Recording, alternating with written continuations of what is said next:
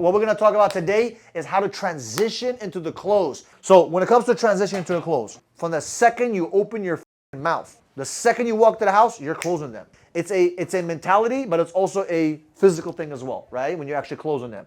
So the second I start talking to somebody, in my mind, this is where the close starts. Most people think the close is over here. It's not there. If you gotta wait to get to here to close them, you're fucking failing. The whole time you're opening your mouth, you're closing them, closing them, closing them, closing them, closing them, closing them, closing them. Technically, it's not even closing. You're technically opening them, right? You're literally opening them up to get into their brain and sprinkle that dust and make them say yes or no, right? Or whatever it may be. I'm always painting them the picture of how things can be and will be and shall be. I always, even during my presentation or conversation, I'm like, okay, so we're gonna put the panels here as an example, right? What am I saying? You're going with the process. This is what's gonna happen when this happens. Don't worry, we handle that for you, right? When you like, I'm letting them own the product before they even have the product in their hands. What you guys are really selling is an idea. You're not really selling a product. Why? Because they don't have the product in their hands for another couple of months, a couple of weeks, right? So you're selling them the idea. So you need to get them sold on the idea that they need this more than anything, right? So when you're talking to them, you're basically, in the beginning, I always let them know, my intention is very simple. You got to give them your what? Your intention. My intention today is to figure out your situation. So I'm trial closing, right? My intention today is to figure out exactly what your situation is, get a better understanding of where you're at when it comes to your utility, where it comes to your consumption, when it comes to your whole situation, when it comes to creating your electricity. And my job today is to show you two options. Option A, you're going to say, hey, Michael, I want to stick with FPL, or I want to stick with a utility company, and I want to make them rich, and I'm okay with that because I don't care to throw away my money. Or option B, because I've never had an option before, but now what you do have an option, which is what I'm going to talk about, is you want to have an alternative option with renewable energy, which is probably with solar. At the end of our conversation, you're going to make a decision because now for the first time ever, you have a choice. And assuming they want to go with solar, we're going to take care of some documents, take care of some application, and basically submit it so we can start the process rolling for you. So what am I doing? I'm really literally closing them in when? In the beginning of the process. I'm like letting them know what to expect. Because if you just try to like give them information and all of a sudden try to close them here, they'll be like, whoa, let me think about it. But if you prime them properly in the beginning, saying this is what's going to happen, and you're going to make a decision, you're going to be a big boy, you're going to either say yay or nay, and I'm okay. By the way, you have to understand that you got to be okay with either or. Your job is to figure out how can I get them to say this. But if it's not a good fit for them, I walk out. But most of the time, if we're talking to them, it's because we figured out they're a good fit, they have a good roof, whatever. So I'm going to help them make this decision. But if they want to go with that decision, I'm chill with that. I'm on to the next. But they're not going to fucking tell me think about it. They're not going to tell, like, I'll give you an example. I got a referral that I'm working with, right? It's a different type of conversation with a referral than it is with someone that's in the middle of the street. But let's just say he's not a referral. He is a referral. It doesn't really matter. He's like, oh, I'm going to call my accountant today just to figure out the numbers. So I gave him the numbers. He's like, I'm going to call my accountant in a couple hours. We're going to go over some of the tax strategies for me. No problem. It's a legitimate conversation you need to have with his accountant. But it's been a guy that I've been following up with for a year almost. You guys realize this guy, I've been following up for a year, since last August. 1 year I've been following up. I don't stop, right? I always check up on it. How's this? How's that? How's that? So I'm always doing that.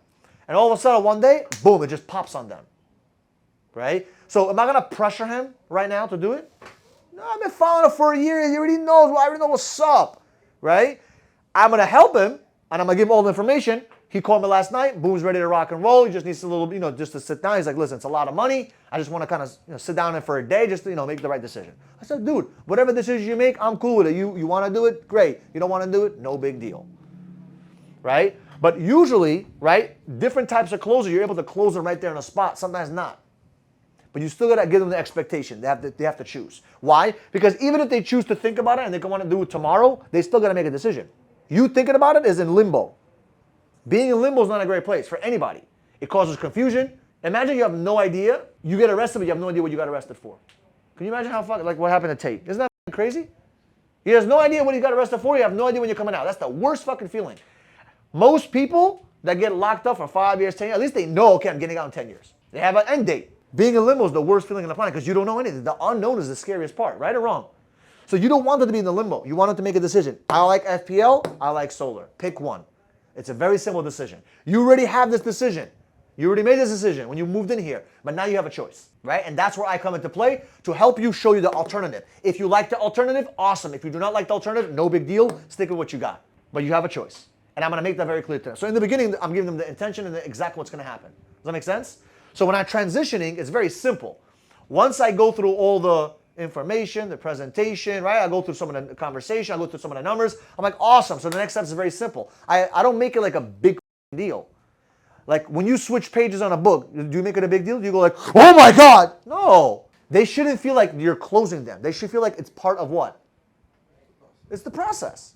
It's the process. And when you do it as if it's part of the process, you may sometimes get hiccups with objections. You may, but that's okay.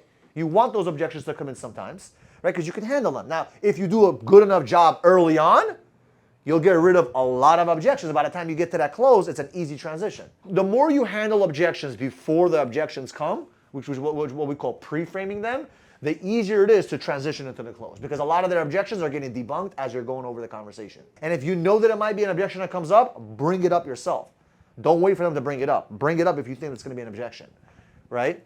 But I think the reason why most people do not close, not because they don't transition well, is because they transition too soon. Or they transition too late. Because sometimes you can kill a deal by talking too much. Simplicity wins ball games. I did an interview the other day with Matt, and the guy was a lawyer. He's like, the reason why a lot of these lawyers are like, that they have a hard time is because they think they need to be creating simple situations into complex stuff to make them seem smarter. He's like, what he does, he takes complex situations and makes them simple. That's why he has a lot of clients. Right? That was a great interview because that's true. Because as lawyers, they use all these legal terms and jargons. Like, dude, shut the up. Like, okay, you're smarter than me. Congratulations. Make it simple for a fucking guy like me. Right? And that's important because when you make it simple to the customer, and like we talked about it last time, I don't try to make them feel that I'm smarter than them. I don't want them to feel like I'm smarter than them. I want them to feel that they're smarter than me. Great. You're the smart guy. Make the decision. I'm just here to help. I'm just here to kind of open up some doors for you. That's it. So it's really easy to get into the close when you pre-frame it properly. My structure is almost always the fucking same. It's always the same. My job is to show them that their current situation is they're literally standing on a pile of hot rocks and they're getting burned every second on it. And they have to make a decision. They have to make a decision. They have to make a decision. Most people are afraid of what? They're afraid of making decisions. But they don't realize that every single day they're making decisions. By not making a decision, what is that? That's a decision. By staying with FPL or staying with the utility company, that is still a decision. So them not doing anything is, even they say, I want to think about it, so Mr. Customer, I respect the fact that you want to think about it, but just so you understand, you not doing anything is already you making a decision. The question is it the right decision or not? What are the concepts that I go over with the homeowner? There's certain concepts that I go over. The first concept they have to understand is what? The utility bill is going to go up. Why? Because of grid hardening. Why? Because of the infrastructure that's going to cost them a lot of money. Why? Because what? Because of inflation. Why? Because they're greedy motherfuckers that want to make money. Why? Because people are going solar, so when people go solar, the cost goes up. For FPL, right? What does that mean? More money coming out of your pocket. Why? So this concept has to be sold to them. If they do not agree on this concept, I do not transition to the close. If they keep telling you, no, I don't think it's going to go up, things go up, why would they go so? What's the purpose of going so? They don't realize it's going to go up. That's one. That is one concept. The next concept they have to believe is that they rather own versus rent. It's an easy concept to explain to them. Why? Because they already are doing that. They already own the house. That's why they bought the fucking house, because they don't want to rent. So it's a concept that's very easy for them to understand.